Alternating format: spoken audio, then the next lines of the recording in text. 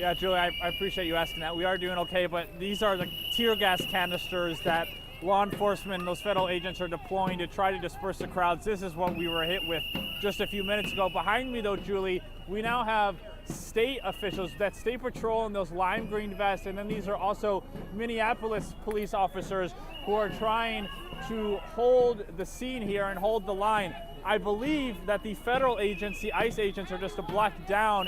They have another perimeter there. I want to take viewers quickly through what we have seen throughout the night. We got here at around 8 p.m. and there was a couple dozen protesters and about 5 or 6 ICE agents that were clashing, yelling at each other, etc. Over time, that crowd has continued to grow to hundreds of protesters, and that line of federal agents has continued to grow.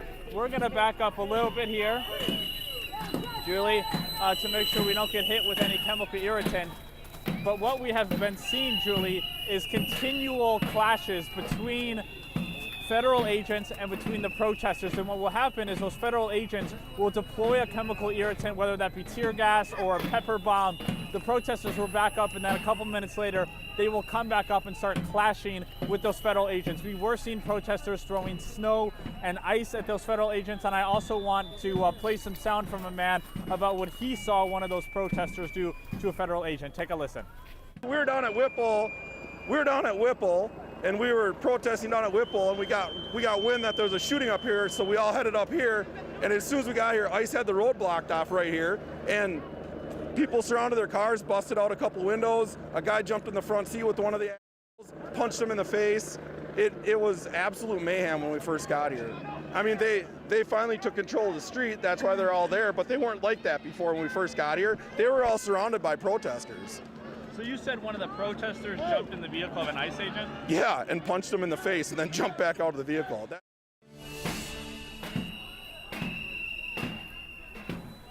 Now, this presence of State Patrol and MPD officers, that is new on scene. That happened, I would say, about 20 to 30 minutes ago. So it seems like some of the ICE agents have left. As I mentioned, they seem to be about a block down, holding another perimeter, those federal agents. But these protesters, they're banging on drums here. They've been chanting, stay off of our streets, that these are our streets. And you also can hear those whistles. And what those whistles are doing is they are trying to alert people in the neighborhood that there is this federal law enforcement present, that there are ICE agents in the neighborhood.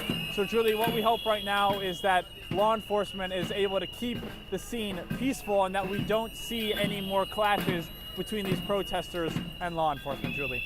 Yeah, it has been incredibly tense. I mean, that's a stunning story from that witness that says he saw a protester punch a federal agent and then jump out of that agent's car. I know, Joe, it's probably hard for you to hear me right now, but also some stunning views when you could see the traffic lights were almost blurry, like it was foggy. There was so much chemical irritant in the air.